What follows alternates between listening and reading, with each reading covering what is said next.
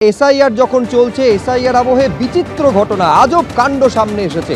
বরানগরের একটা ছবি আপনাদের সামনে রাখবো, যেখানে স্ক্রুটিনি চলাকালীন ধরা পড়েছে এই ছবি। জন্ম হয়েছে আর জন্মের আগেই ইস্যু হয়ে গেছে শংসাপত্র, এই অভিযোগ সামনে এসেছে বলে কমিশন সূত্রে খবর। 1993 সালের 6 মার্চ হচ্ছে ভোটারের জন্ম তারিখ। দুদিন আগে 4 মার্চ তার জন্ম শংসাপত্র ইস্যু হয়ে গেছে। এসআইআর এর স্ক্রুটিনি করতে গিয়ে এমনই তথ্য মিলেছে। তো সংশ্লিষ্ট ভোটারের বিরুদ্ধে আইনানুগ পদক্ষেপ নিতে ইআরওকে নির্দেশ দিয়েছে জাতীয় নির্বাচন কমিশন। চূড়ান্ত ভোটার তালিকায় তার নাম বাদ দেওয়া হবে বলেও খবর সূত্রের।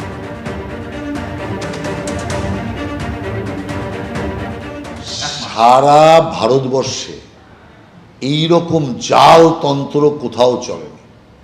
এসআইআর তো দেশের অনেক জায়গায় হচ্ছে, কিন্তু এই রকম জন্মের আগেই শংসাপত্র এসে যাচ্ছে, জন্মের আগেই বার্থ সার্টিফিকেট এসে যাচ্ছে। এই যে আধার কার্ড, লাগাতার জাল আধার কার্ড বেরোচ্ছে, রাস্তাঘাটে এখন পড়ে আছে।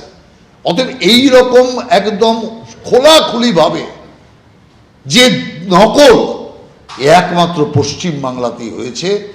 এর মতো দুর্নীতি আর কোথাও হয়নি। এসআইআর না হলে এগুলো কেউ জানতে পারত না।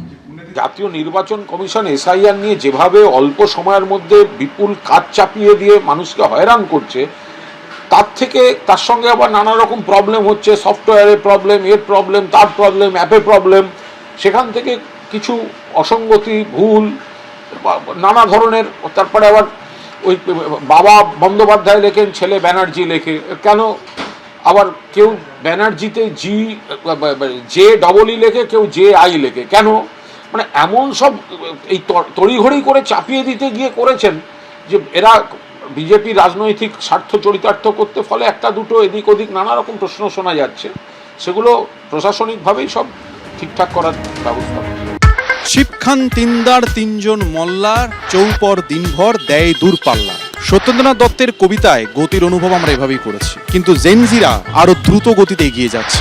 যাদবপুর বিশ্ববিদ্যালয়ের ইঞ্জিনিয়ারিং বিভাগের পড়ুয়াদের তৈরি ইলেকট্রিক রেসিং কার্ড গত বছর জাতীয় স্তরে ইলেকট্রিক রেসিং কার্ড প্রতিযোগিতায় সাফল্য অর্জন করেছে। পরবর্তী গতির লক্ষ্যে তারা আরো এগিয়ে চলেছে। আমিও আজ যাদবপুর বিধানসভা কেন্দ্রের নানান প্রান্তে ছুটে বেড়াবো জানার জন্য নির্বাচনের আগে জেনজিরা কি ভাবছে। মডার্ন ডেজে যেটা আমরা দেখতে পাচ্ছি, যেটা খুবই আফসোসজনক, সেটা হলো যে আমরা রাজ্যে চাকরি পাবো না, আমাদেরকে বাইরে যেতে হবে, এবং এইটা হওয়ার কথা একদমই নয়। সামগ্রিকভাবে আমাদের যে এনভায়রনমেন্ট, সেইটা নিয়ে কনসার্ন এই মুহূর্তে রাজনীতিতে খুব একটা দেখতে পাই না। আমাদের ক্ষেত্রে যেমন খাতা, বই, পেন, আচমকা জিএসটি কমে গেছে, ভাবলাম যে দাম কমছে, অ্যাকচুয়ালি কিন্তু কমে না, সেই জিনিসের দামটা কিন্তু বাড়তেই থাকছে। আমাদের বাংলায় নারীর নিরাপত্তার একটা বিষয় উঠে এসছে, যে যেমন 2024-এ আরজিকর ঘটনাটা ঘটলো। 2 বছর হয়ে গেছে কিন্তু তার কোনো বিচার পাওয়া যায়নি। আমাদের কাছে বর্তমানে রাজনৈতিক নেতাদের যে প্রতিমূর্তি স্থাপিত হয়েছে, অর্থাৎ রাজনৈতিক নেতা হতে গেলে তোমাকে চুরি করতে হবে। আজকে জেনজি যেটা, তারা খুব নিজেরটা বোঝে। আমাকে যদি গভর্নমেন্ট চাকরির জন্য 5 লাখ 10 লাখ টাকা ঘুষ দিতে হয়, আমি কেন এই সরকারকে চুজ করবো, রাইট? একেবারে লাজবাব জবাব পেয়েছে। আরো বিভিন্ন জায়গায় জেনজিদের আমরা মুখোমুখি হতে যাব। আপনারাও দেখতে থাকুন জেনজিরা কি বলছে। চোখ রাখুন এবিপি আনন্দে। নির্বাচন যত এগিয়ে আসছে, ততই রাজনৈতিক চাপানুতোর, রাজনৈতিক দরজা শোনা যাচ্ছে ব্যারাকপুরের রাজনৈতিক মহলে। সরকারি দল যারা আছে, দায়িত্ব অবশ্যই তাদের উপরে বর্তায়। এখন ক্রাইম রেটটা যদি আগে 100 থাকতো, তাহলে এখন ক্রাইম রেট হচ্ছে 2-3% ম্যাক্সিমাম। প্রতিদিন তৃণমূলের মদতে তাদের খুন সন্ত্রাস চলছে। কি বলছেন এখানকার মানুষজন সোচ্চারে? তারা কি বা বলছেন ফিস ফিস করে? শোনার চেষ্টা করব সেই সব কিছুই, কান পাতবো ব্যারাকপুর অঞ্চলে। তাহলে চলুন ঘুরে দেখি ব্যারাকপুর। উন্নয়ন তো নেই, উন্নয়নের নামে চুরি জোচ্চুরিটা বজায় রয়েছে। যে কোনো কাজ করতে গেলে যে কোনো গুন্ডার সাহারা নিতে হবে, ব্যারাকপুর অঞ্চলে নেতার সাহারা নিতে হবে। কিছু না করতে পারলে তাহলে পুলিশ দিয়ে আপনাকে জেল খাটতে হবে। এখানকার পরিস্থিতি কিন্তু খুব ভালো। ব্যারাকপুর অঞ্চলে তো সেরকম কিছু নেই, অ্যাডমিনিস্ট্রেশন বলতে কিছু নেই। ব্যারাকপুর শিল্পাঞ্চলে উজ্জ্বল ভবিষ্যৎ আছেই। ব্যারাকপুর পৌরসভা, টিটাগড় পৌরসভা, আর এই 2 পৌরসভার যত ওয়ার্ড আছে, সেই সবকটাই কিন্তু ব্যারাকপুর বিধানসভা কেন্দ্রের অন্তর্গত। গত বিধানসভা ভোটে এখান থেকে তৃণমূলের প্রার্থী হয়ে জিতেছিলেন রাজ চক্রবর্তী, পেয়েছিলেন প্রায় ৬৯,০০০ ভোট। দ্বিতীয় স্থানে ছিলেন বিজেপির প্রার্থী চন্দ্রমণি শুক্ল, তিনিও পেয়েছিলেন ৫৯,০০০-এরও বেশি ভোট।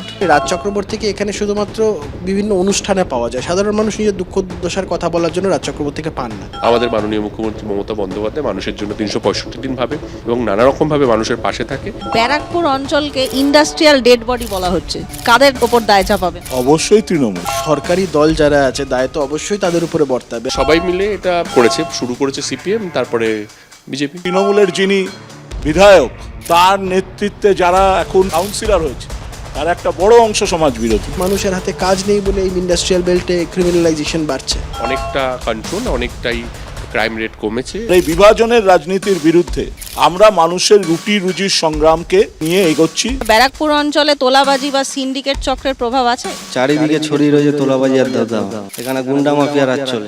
15 বছর ধরে ব্যারাকপুরটা করাপশনে ভরে গেছে। ব্যারাকপুর পুরোপুরি মনে করি যে শান্তভাবেই আছে। তৃণমূল মদত দিয়েছে। এখন অনেক বেটার, অনেক ভালো, অনেক শান্তিপূর্ণ। মানুষ যখন দেখে অন্যায় হচ্ছে, অবিচার হচ্ছে, তখন তারা প্রতিবাদ করার জন্য রাস্তায় নামাই উচিত। দাদা 10 টাকার বাদাম দেবেন তো? এই এসআইআর কিন্তু জনসমক্ষে এসছে এবং মানুষ ভীষণভাবে হ্যারাস হচ্ছে। আমরাও তো বলছি মানুষ অসুবিধার সম্মুখীন হচ্ছে। অহেতুক মানুষকে হয়রানি করবে সে যেই করুন না কেন, আমরা রাজনৈতিক দল হিসেবে সেটাকে কখনো মান্যতা দিতে পারি না। সব ঢপবাজি, সোশ্যাল মিডিয়ার পলিটিক্স ওরা করে।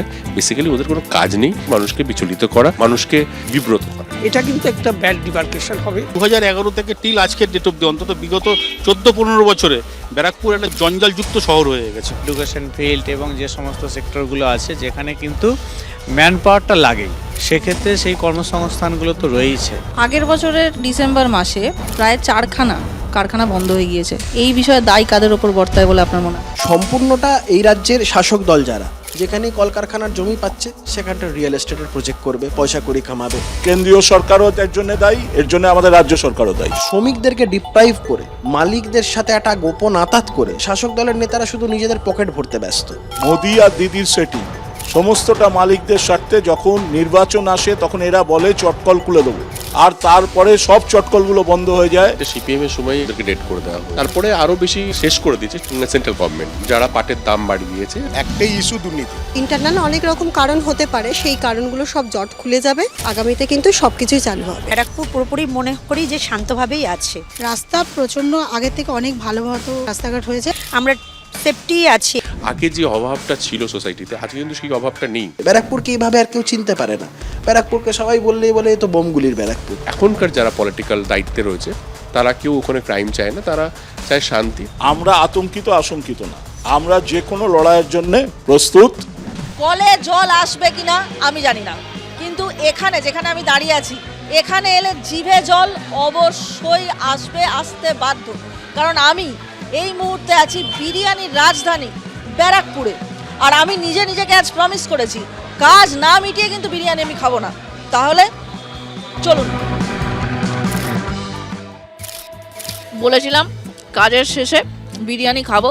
আমি আবার কথা রাখতে খুব ভালোবাসি, বিশেষ করে খাবার সংক্রান্ত কথা দিলে তো আমি রাখি। কিন্তু বিষয়টা হচ্ছে এই বিরিয়ানি খাওয়ার একটা বিশেষ কারণ আছে, জানেন? কারণটা হচ্ছে যেহেতু আজ আমি একজন সাংবাদিক, ইউটিউবার, কন্টেন্ট ক্রিয়েটারের পরিচয় ছাড়িয়ে আজ আমি একজন সাংবাদিক, তাই আমি খবর নিতে এসেছিলাম যে বিরিয়ানি হওয়ার আগে ঘি ঢালা হয় না বিরিয়ানি হয়ে যাওয়ার পর ঢাকনা খুলে ওপর দিয়ে হাত ঘুরিয়ে ঘি ঢালতে হয়। এই খবরটা আমি আলটিমেটলি পাইনি, কিন্তু আপনাদের আজকে আমি প্রচুর খবর দিয়েছি। আশা করি আপনারা সেই খবরগুলো শুনে একটু হলেও ইনফরমেশন পেয়েছেন। তাহলে এবার আমি চলে যাচ্ছি না, এখানে তো থাকতেই হবে। বিরিয়ানিটা নাহলে কে শেষ করবে বলুন? ওটা আমায় করতেই হবে, কিছু করার নেই। কিন্তু বিষয়টা হচ্ছে আপনারা দেখতে থাকুন তারকার চোখে তারকা কেন্দ্র, চোখ রাখুন এবিপি আনন্দ। এবিপি আনন্দ, এগিয়ে থাকে, এগিয়ে রাখে।